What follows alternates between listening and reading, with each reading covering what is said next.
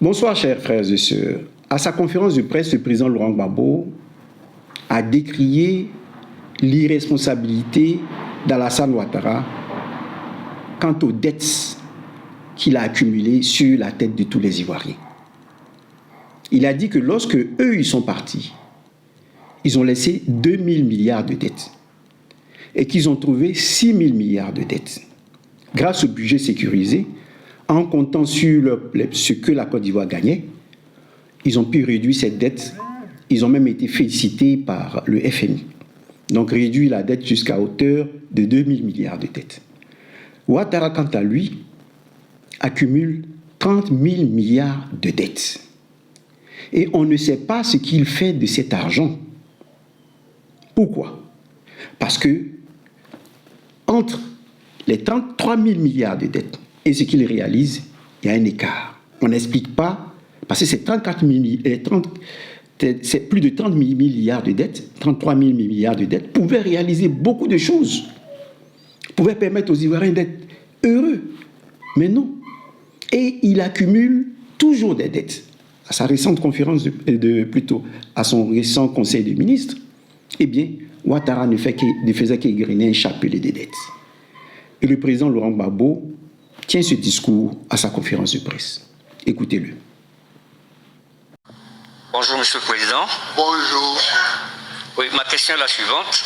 Le pacte social prévoit plusieurs mesures ambitieuses en faveur du pouvoir d'achat et la protection sociale. Dans un contexte de forte dette publique et de contraintes budgétaires, comment ce pacte social compte-t-il financer ces engagements sans alourdir davantage les finances de l'État? D'accord. Je vous ai compris, mais le problème de la dette, c'est justement là le problème. Et si nous faisons une critique dure au pouvoir actuel, c'est sur ça. Écoutez un peu la campagne électorale de 2010. Parce que quand nous sommes arrivés au pouvoir, quand moi je suis arrivé au pouvoir, en 2000, j'ai trouvé une dette de 6 000 milliards. 6 000 milliards. Avec Vodou Boabré comme ministre de l'économie et des finances, parce que Mamadou Koulibaly est resté peu de temps là, il est vite parti comme président de l'Assemblée nationale.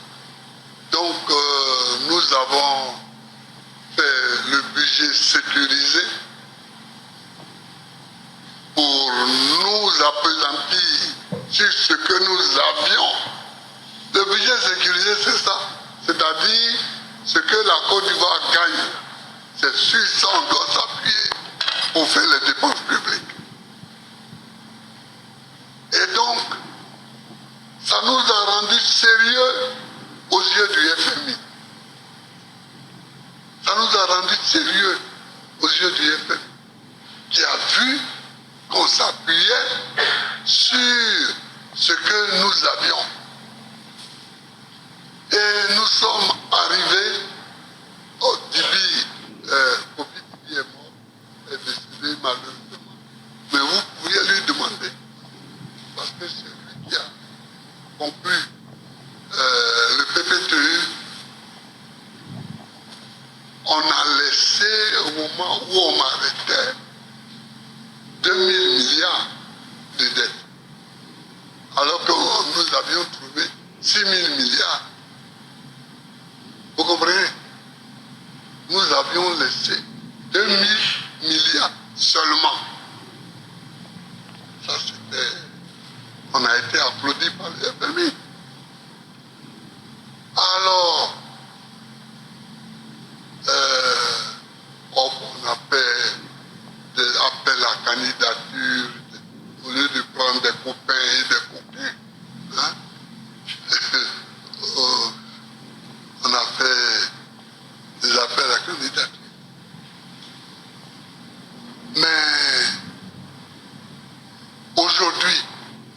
nous avons 33 000 milliards de dettes extérieures.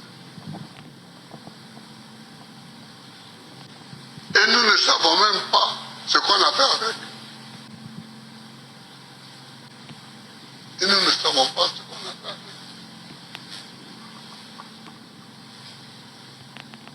Bon, donc,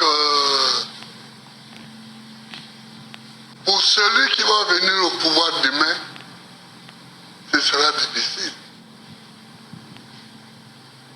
Ce sera très difficile, mais ce n'est pas impossible. C'est pas impossible. La gestion des finances publiques, c'est pas impossible. On va rappeler le FMI, la Banque mondiale, on va discuter. On va tomber d'accord sur des sacrifices à faire, sur des sacrifices à ne pas faire. Et puis bon, on va trouver quelque chose. On va trouver. Mais ça va être un cycle de négociation difficile. C'est le cycle de négociation qui va être difficile. Mais on peut trouver une solution. Mais je pense que c'est vraiment énorme pour un pays pauvre comme la Côte d'Ivoire. Pour un pays pauvre comme la Côte d'Ivoire. Parce que, souvenez-vous, en 90, déjà, Houphouët-Boigny pleurait qu'il est étranglé par les institutions financières étrangères. C'était le budget de Koumou et Kofi qui devait couper dans les salaires, dans les locaux. Déjà, en 90, c'était déjà en 90, difficile. Alors maintenant, c'est là 33 000 milliards. Je crois que ça va être difficile, mais impossible n'est pas ivoirien. Dans sa conférence de presse, le président Laurent Gbagbo fait effectivement le procès de la dette colossale d'Alassane Ouattara. Il montre que le président Houphouët était là, il a été président. En 90, il a connu la crise. On se souvient du plan Koumou et Kofi. Il était étranglé déjà dans les années 90 pour les prêts qu'il prenait un peu partout. Le président Bédié est venu, le général Guèye est venu, il a succédé lui au général Guèye. Et lui, il a trouvé 6 000 milliards de dettes. Grâce au budget sécurisé de Boumboabré et de son équipe, parce que l'économiste Mamadou Coulibaly n'était pas là, il était au Parlement, ils ont pu payer 4 000 milliards de dettes. Et lui, quand il partait, il a laissé 2 000 milliards de dettes. Le président Laurent Gbagbo vient de faire des comptes en disant voilà ce que nous avons fait, voilà ce que nous avons laissé. Le pont de Jacquesville était déjà dans nos plans. Beaucoup de travaux étaient déjà réalisés. Tu essaies de te les accaparer. Mais nous savons ce que nous avons fait avant de partir. Toi, de ces 33 000 milliards de dettes, qu'est-ce que tu en as fait? Qu'est-ce que tu as fait vraiment de cet argent? Alors, lorsque nous viendrons au pouvoir, nous demanderons à ces institutions qui t'ont financé, bien que tu ne sois pas légitime, que tu sois en violation de notre Constitution, dans un état de coup d'État constitutionnel, ils t'ont financé. Mais nous, les sacrifices que les Ivoiriens feront vont concerner les réalisations véritables. Et on va soustraire de ta dette colossale les dépenses qui ont été faites réellement en Côte d'Ivoire. nous nous sacrifierons pour payer ces dettes. Mais les dettes que nous ne voyons pas, qu'on ne peut pas comptabiliser, les Ivoiriens ne les paieront pas. C'est ce qu'il est en train de dire. Donc, il dit aux Occidentaux qui sont en train de financer Alassane Ouattara, qui viole le 4e mandat, qui a violé le 3e mandat, le 4e mandat, eh bien, vous aurez à demander cet argent à son clan. Parce que l'argent a fini dans les poches des membres de son clan. C'est à eux que vous allez vous tourner. C'est vers eux que vous allez vous tourner. Certains diront, mais pendant ce temps, il est en train de vendre, de brader les terres, de brader l'or et autres. Mais pourquoi il accuse le président Laurent Gbagbo d'avoir braqué la BCEAO? C'est à ce niveau que le président Laurent Gbagbo dit à la journaliste, même si elle lui demande, est-ce qu'il n'y a pas quelqu'un d'autre dans le PPAC? Il dit, il y a des hommes, il y a beaucoup d'hommes, mais ce sont eux qui m'ont demandé de continuer la lutte. S'il y a des hommes au PPACI, cela veut dire quoi? Ce sont ces hommes au PPACI qui ont pu faire en sorte que sur le plan électronique, vous avez été vaincu durant la guerre. Pendant que vous avez bloqué les banques pour ne pas que je puisse payer les salaires, ils ont débloqué ce que vous avez fait. Et ces hommes-là sont là pour montrer que votre privatisation est en train d'étouffer la souveraineté de notre pays. Et l'instrument pour mettre fin à cela, c'est la nationalisation. Nous allons nationaliser des sociétés qui ont été privatisées et qui empêchent la Côte d'Ivoire d'atteindre sa souveraineté économique.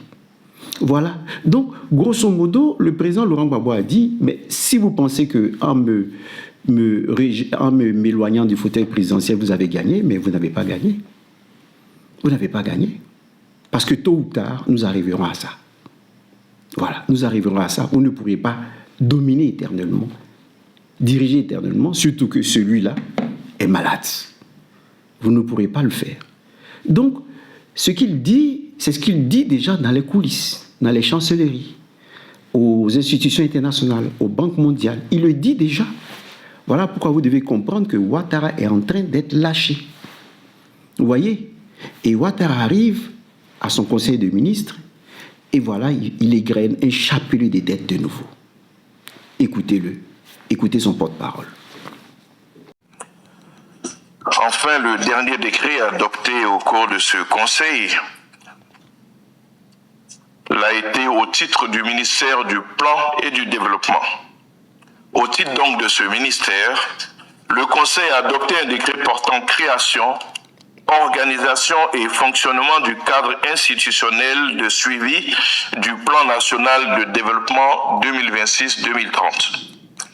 Comme vous le savez tous, le Plan national de développement, notamment celui de 2026-2030, constitue le cadre unique de référence de l'action publique en matière de développement sur la période indiquée, notamment pour cette période, celle allant donc de 2026 à 2030.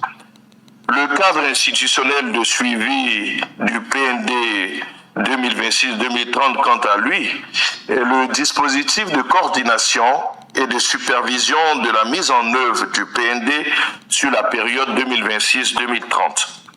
Il a spécifiquement pour objectif d'assurer l'alignement des programmes d'investissement, du budget de l'État et des plans de travail gouvernementaux avec les actions contenues dans les plans d'action prioritaires du PND 2026-2030, de favoriser un plaidoyer pour la mobilisation des ressources nécessaires au financement du développement, ainsi que d'orienter et d'assurer le suivi de l'efficacité de l'aide publique au développement.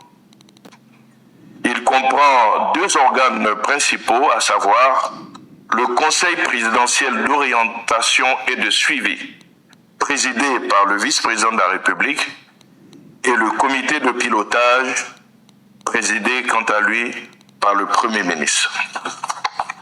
Mesdames et messieurs, en marge de ces points inscrits à l'ordre du jour, de ces 7 points, le Conseil a entendu 2 communications relatives à la situation des déguerpissements et de l'inondation due à une saison des pluies particulièrement abondante. En ce qui concerne les déguerpissements, le Conseil a noté avec satisfaction la mise en œuvre effective et diligente des instructions du chef de l'État relativement à la prise en charge des populations impactées. Ainsi, 2 sites de relogement ont été identifiés pour la construction de 12 000 logements à loyer modéré, devant permettre à terme de reloger environ 60 000 personnes. Pour ce qui est des inondations que nous avons connues, et notamment cette journée tragique du lundi dernier, le Conseil déplore un bilan particulièrement élevé de 59 personnes décédées cette année, alors que nous ne sommes qu'au début de la saison des pluies. Il est à noter que nous n'avons connu aucune victime dans les zones identifiées comme étant à risque et dont les populations ont respecté les consignes de sécurité du gouvernement et accepté de se déplacer.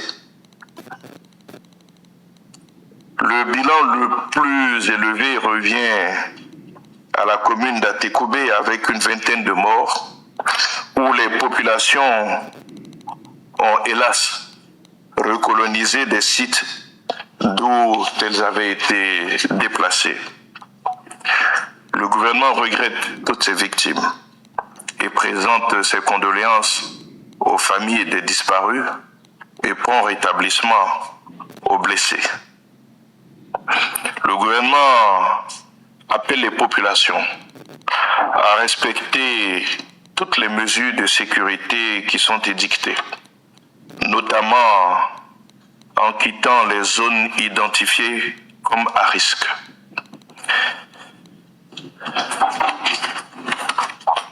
Ce dernier point a mis un terme donc au conseil de ministres de ce jour. Le prochain conseil est prévu pour le 22 juillet. Je vous remercie pour votre attention.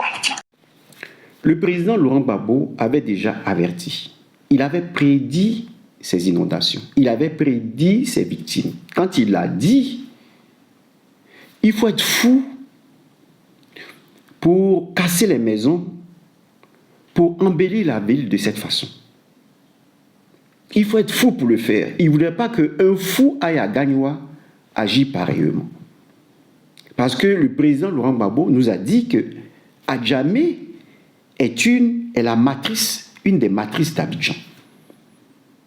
Quand eux, ils venaient et ils prenaient à leur époque leur car, leur bac à Abidjan, à Adjamé, Anono n'existait pas encore. Donc, quand on dit la matrice, c'est la pierre angulaire. C'est à partir d'un certain plan directeur qu'on construit une ville. Mais eux, ils sont arrivés, ils n'ont pas respecté ce plan directeur. Et donc, le président Laurent Gbagbo a dit, le 25 janvier, je crois, 2025, lorsqu'il s'est rendu à Adjamé pour une visite de compassion, il a averti, quand ils ont brisé Adjamé, il a averti. Donc, ce que vient de dire le porte-parole du Conseil des ministres est archi faux. Écoutez le président Laurent Gbagbo prédit ces événements-là. Avant d'écouter le président Laurent Gbagbo, je vais vous faire cette dictée. Écrivez, les maisons sont de plein pied avec les égouts.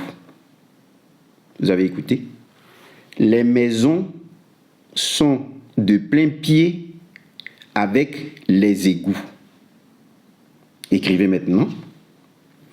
Les maisons sont de plein pied avec les égouts. C'est-à-dire que les maisons, les portes des maisons et les égouts sont au même niveau.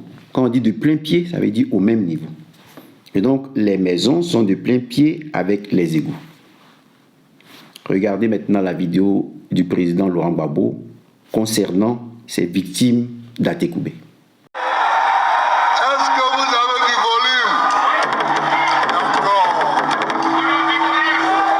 Donc, j'ai dit que je voulais saluer le chef Nangui Bois Chérubin, avec qui je viens de m'entretenir. Et remercier tous les notables et tous les chefs qui sont venus à son invitation. Je voulais saluer le peuple d'Adjamé. Mais chez nous, la parenté, en tout cas chez moi, elle se définit comme des gens qui pleurent ensemble et qui rient ensemble. Aujourd'hui, ce n'est pas le moment de rire, c'est le moment de pleurer. Parce que Adjamé, notre Adjamé,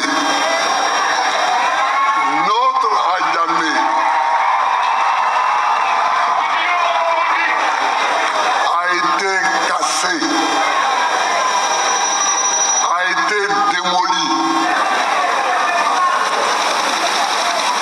J'ai écouté des explications. J'ai écouté longtemps des explications. Mais je ne suis pas convaincu que c'est ce qu'il fallait faire. Et je pleure avec les habitants d'Adjamé qui ont eu leur maison cassée.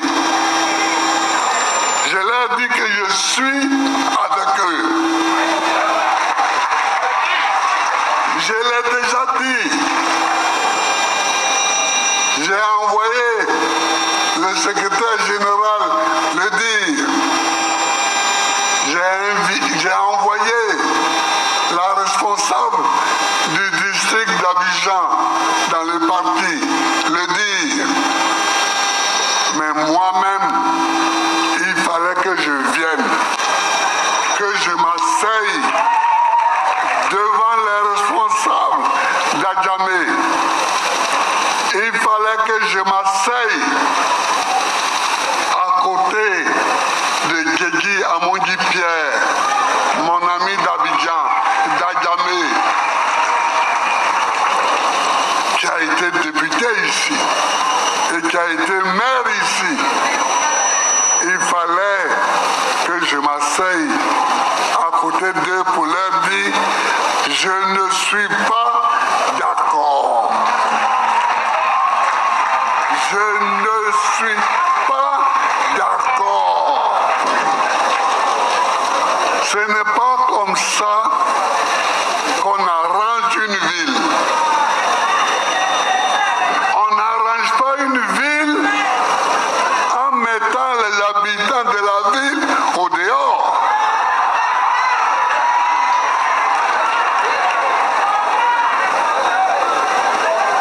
Quand je suis sorti de prison et que j'étais en Belgique,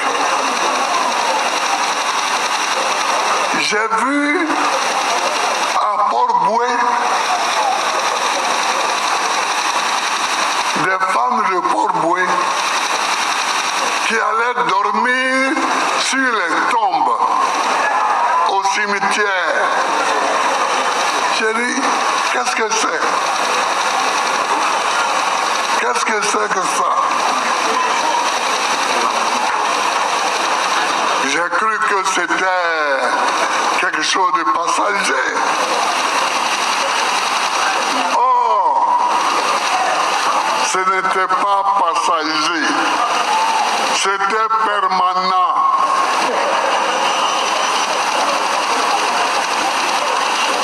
On a cassé ensuite GESCO, on a cassé Mosicro, on a cassé Locodro, et aujourd'hui, c'est un des piliers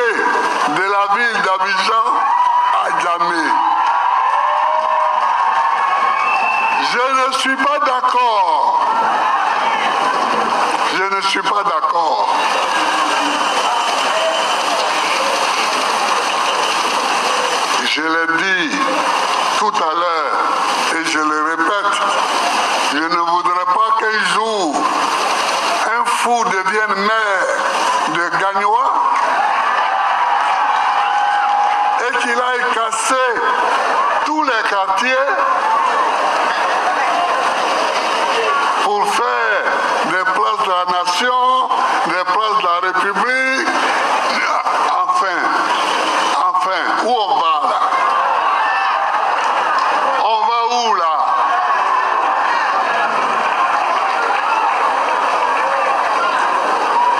Monsieur le chef, c'est ça que je suis venu vous dire, que je ne suis pas d'accord.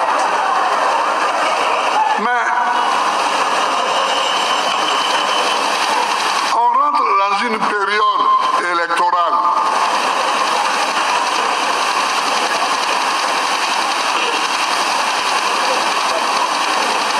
On rentre dans une période électorale.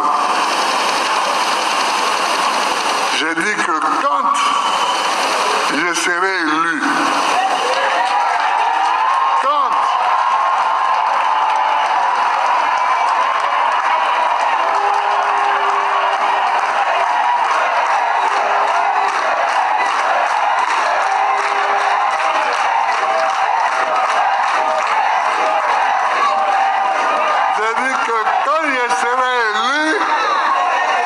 ce village sera reconstruit.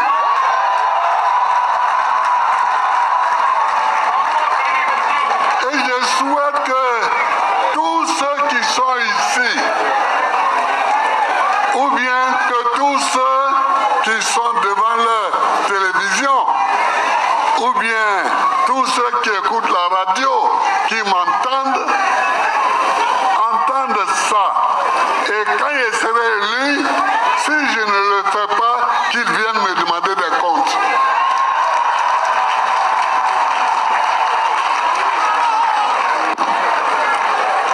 Ce n'est pas bon, ce n'est pas juste de casser les maisons que les gens ont passé leur vie à construire. Et surtout, un village pilier de la ville d'Abidjan. Mais c'est à jamais que nous tous, on venait prendre les Baka pour aller à Bézerville. C'est à jamais. Donc ici, le président Laurent Gbagbo promet, s'il devient président de la République, de reconstruire la matrice que Alassane et ses hommes ont eu à détruire. Parce que si vous détruisez la matrice, qui est le plan directeur de la ville d'Abidjan, vous détruisez tout Abidjan. Il y aura des dégâts, un chaos incroyable. Et c'est ce chaos qui est à l'origine des victimes à Tékoubé. Ce n'est pas parce que les victimes ont reconquis des territoires d'où ils avaient été chassés. Alors pour ce faire, je vais vous montrer la cartographie d'Abidjan. Et vous allez voir que Tékoubé et Adjamé sont collés. Et donc si on casse à Adjamé, il y a des répercussions automatiquement sur Tékoubé. Pour ceux qui connaissent Abidjan. Regardez. Voici la cartographie de la ville d'Abidjan. Vous avez ici Tékoubé et Adjamé.